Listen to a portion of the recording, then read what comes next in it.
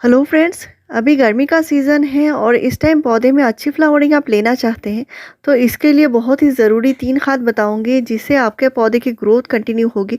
क्योंकि गुड़हल के पौधे में अगर आप फ्लावरिंग लेना चाहते हैं तो गुड़हल के पौधे की ग्रोथ अच्छी होनी ज़रूरी है, पौधे की मिट्टी सही देनी ज़रूरी है।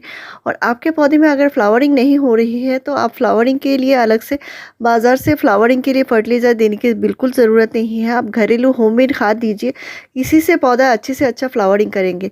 तो होममेड ऑर्गेनिक खाद के ऊपर मेरे चैनल पर आपको 550 से ज़्यादा वीडियोस मिल जाएंगी। फ्लावरिंग लेना कोई भी मुश्किल बात नहीं है। प्लांट जितना ज़्यादा हेल्दी बनेगा, प्लांट उतना ही ज़्यादा अच्छी फ्लावरिंग करेगा। लेकिन इसका मतलब ये नहीं है प्लांट में आप महीने में 4-5 किलो गोबर खाद डाल दें। गोबर खाद क्या होता है, नाइट्रोजन का सोर्स होता है, इससे प्लांट की ग्रोथ अच्छी बनी रहती है। तो आपने अक्सर देखा होगा प्लांट की ग्रोथ बहुत अच्छी है। और ये जो कारण है ये है पौधे में अच्छे से नाइट्रोजन खाद मिलना। तो पौधे की ग्रोथ अच्छी है, पौधे को नाइट्रोजन अच्छे से मिल रहा है, लेकिन फ्लावरिंग बिल्कुल भी नहीं है।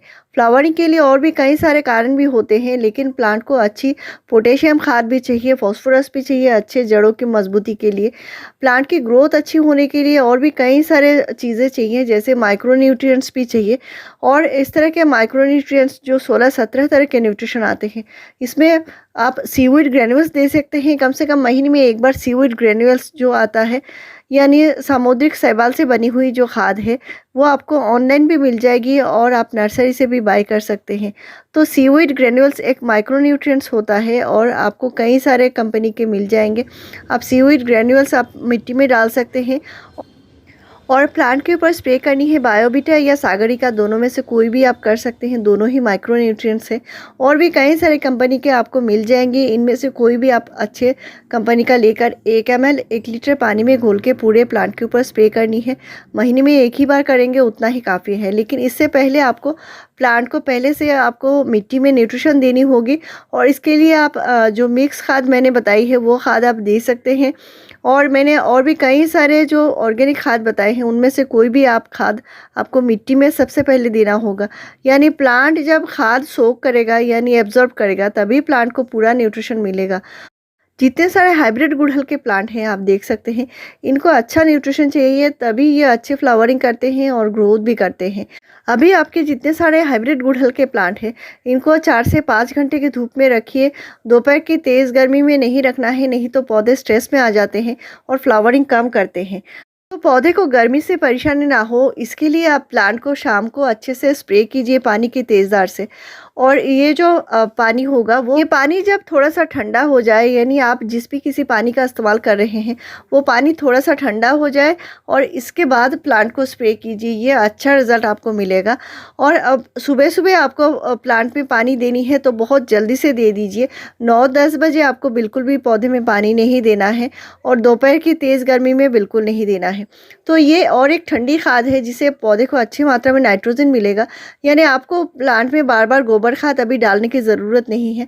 आप इस तरह के गोबर खाद का लिक्विड बना लीजिए। यहाँ पे मैंने 2 किलो गोबर खाद को 4 लीटर नॉर्मल पानी मिलाकर डुबो कर रखा है और इसमें मैंने हाफ टी स्पून गुड़ मिलाई है। तो इसको बनने के लिए 4 से 5 दिन टाइम लगता है और इसको अच्छे से फर्मेंट होने के बाद, यानी आपके गोबर खाद अगर 6 महीना पुराना है तो इसको 7 दिन रख कर अच्छे से फर्मेंट हो जाए, इसके बाद इसको इस्तेमाल कीजिए। कम से कम 8 से 9 गुना नॉर्मल पानी मिलाकर डालिए। तो ये जो गोबर खाद का लिक्विड मैंने बनाई है, इसका लिक्विड आप इस्तेमाल कर सकते हैं और गोबर खाद को भी इस्तेमाल कर सकते हैं। ये ठंडी खाद बन चुकी है, लेकिन अभी अगर आपको पौधे में डायरेक्ट गोबर खाद देनी है तो वो आपको नहीं करना है। मैं अपने गुड़हल के पौधे में इस तरह ज़्यादा से ज़्यादा फ्लावरिंग लेती हूँ और इसके लिए मैं घरेलू खाद जैसे बनाना पील फर्टिलाइज़र, यानी केले के छिलके का फर्टिलाइज़र, या अनियन पील फर्टिलाइज़र यानी जो प्याज के छिलके का फर्टिलाइज़र, इस तरह के खाद मैं इस्तेमाल करती हूँ और इनका रिज़ल्ट बहुत ही बढ़िया होता है। और इन पर ढेरों वीडियोज़ मेरे चैनल पर आपको मिल जाएंगी। ये कभी भी पौधे को नुकसान नहीं पहुँचाते। आप बार बार प्लांट में पोटैश डालेंगे, वो मिट्टी को भी नुकसान बनाएगी, साथ ही साथ पौधे को भी कमज़ोर बनाएगी। तो इसके लिए आप घरेलू खाद ज़रूर डालिए। साथ ही साथ ये है उडेश यानी लकड़ी की राख, जो प्लांट को कीड़े मकोड़े फंगस से बचाएगी और प्लांट को भर भर के फ्लावरिंग लाएगी। तो ये है पोटेशियम का भंडार है इसमें और कैल्शियम भी है और इसमें बहुत थोड़ी मात्रा में फ़ॉस्फ़ोरस है और भी कई सारे न्यूट्रिशन है। लेकिन इसको इस्तेमाल करना है आपको महीने में सिर्फ एक ही बार देना है। ये है उडेश यानी लकड़ी की राख।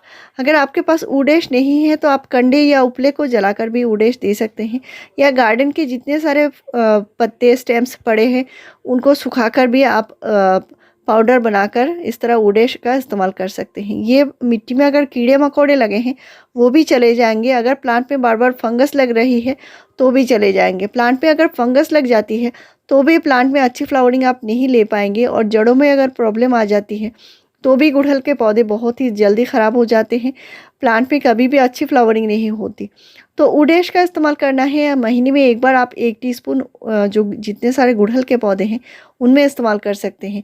तो पोटेशियम का अच्छा सोर्स है और अच्छी फ्लावरिंग भी आप ले पाएंगे। तो ये घरेलू खाद बनाना बिल्कुल भी मुश्किल नहीं है। यहाँ पे मैंने लिया है जो बेसन आती है वो बेसन लिया है। तो घर में पड़ा हुआ कोई भी पुराना बेसन है जिसमें कीड़े लग रहे हैं वो भी बेसन आप छान के ले सकते हैं। तो यहाँ पे मैंने बेसन लिया है और बेसन की जो खाद बनती है बहुत ही ज़्यादा उपजाऊ बनाती है मिट्टी को। इसमें इतने सारे माइक्रोब्स बनते हैं, यानी जो सूक्ष्म जो जीवाणु मिट्टी को उपजाऊ बनाए रखते हैं वो जीवाणु बनते हैं। और ये ठंडी खाद है, आप गर्मी के सीज़न में ज़रूर दीजिए पौधे में। आपके हर एक जैसे गुड़हल का पौधा है, गुलाब का पौधा है, या कोई भी फूल वाला सब्ज़ी वाला प्लांट है, जैसे फल फूल सब्ज़ी वाले प्लांट लगाते हैं उनमें क्या होता है, आप मिट्टी को बार बार नुकसान नहीं पहुंचा सकते। इससे प्लांट की मिट्टी जो ख़राब होगी। और आपके किसी भी सब्ज़ी वाले प्लांट हैं उनको भी आप केमिकल खाद ज़्यादा नहीं दे सकते। तो इसलिए बेसन का इस्तेमाल कर सकते हैं। और मैंने यहाँ पे बेसन थोड़ा सा इस्तेमाल किया है। आप ज़्यादा करके बनाना चाहते हैं तो आप ½ किलो बेसन ले सकते हैं और ½ किलो गोबर खाद ले सकते हैं या वर्मी कंपोस्ट ले सकते हैं। तो यहाँ पे मैंने 1 टीस्पून नीम खली लिया है और 1 टीस्पून मैंने सरसों खली लिया है। सरसों खली ऑप्शनल है, आपको नहीं देना है। अगर आपके यहाँ बहुत ज़्यादा गर्मी है तो मैंने थोड़ा सा ही इस्तेमाल किया है ताकि पौधे को हर एक प्रकार का न्यूट्रिशन मिले। और हमारे यहाँ गर्मी बहुत ज़्यादा नहीं होती, जैसे 30 या 32 डिग्री इतना ही जाता है, बहुत ज़्यादा टेम्परेचर नहीं होता। तो यहाँ पे मैंने लिया है जो गुड़ है वो पुराना गुड़ लिया है। नया गुड़ है, पुराना गुड़ है, कोई भी आप ले सकते हैं। इससे क्या होगा, ये खाद जो है बहुत अच्छे से फर्मेंट हो जाएगी। तो मैं यहाँ पे थोड़ा सा बनाकर दिखा रही हूँ, पहले से ही मैंने बनाकर रख दिया है। ये फर्मेंट होने में कम से कम 4 दिन टाइम लगता है। अभी गर्मी का सीज़न है, और अगर विंटर में बनाते हैं, सर्दी के मौसम में बनाते हैं तो कम से कम 5 से 6 दिन टाइम लगता है। तो गुड़ से ये बहुत अच्छे से फर्मेंट हो जाएगी और इसमें भरपूर मात्रा में माइक्रोब्स होंगे, जो सूक्ष्म जो जीवाणु होते हैं। तो इनको बनाना कोई भी मुश्किल बात नहीं है, और आप अपने हर एक पौधे को अच्छे से अच्छा न्यूट्रिशन दे सकते हैं घरेलू खाद बनाकर। और मिट्टी भी बहुत ज़्यादा उपजाऊ बनी रहेगी। मिट्टी जब तक उपजाऊ बनी रहेगी तब तक आपके पौधे की ग्रोथ कभी नहीं रुकेगी। और आपके जितने सारे प्लांट हैं, बड़े प्लांट हो छोटे प्लांट हो, हर एक पौधे में डाल सकते हैं। तो यहाँ पे मैंने खाद पहले से बनाकर रख दिया है और इसको अच्छे से डाइल्यूट करना है। अगर 1 लीटर खाद आप बनाते हैं तो बेसन आपको लेनी है, 100 ग्राम बेसन लेनी है, 100 ग्राम आपको जो वर्मी कंपोस्ट है वो लेनी है, नीम खली 1 टीस्पून, और सरसों खली देना चाहते हैं तो दे सकते हैं। और यहाँ पे मैंने ज़्यादा करके बना लिया है और इसको अच्छे से डाइल्यूट कर लिया है। तो 1 लीटर खाद को आपको कम से कम 5 से 6 लीटर नॉर्मल पानी मिलाकर देनी है। पतला करने से प्लांट में कोई भी नुकसान नहीं होती, अच्छे से प्लांट को मिल जाती है। और मिट्टी को जितना ज़्यादा उपजाऊ बनाकर रखेंगे प्लांट उतना ही ज़्यादा अच्छे से ग्रोथ भी करेगा, फ्लावरिंग भी करेगा। तो ऐसे ही बढ़िया जानकारी पाने के लिए मेरे चैनल को ज़रूर सब्सक्राइब कीजिए, लाइक शेयर और कमेंट कीजिए। वीडियो पूरा देखने के लिए थैंक यू।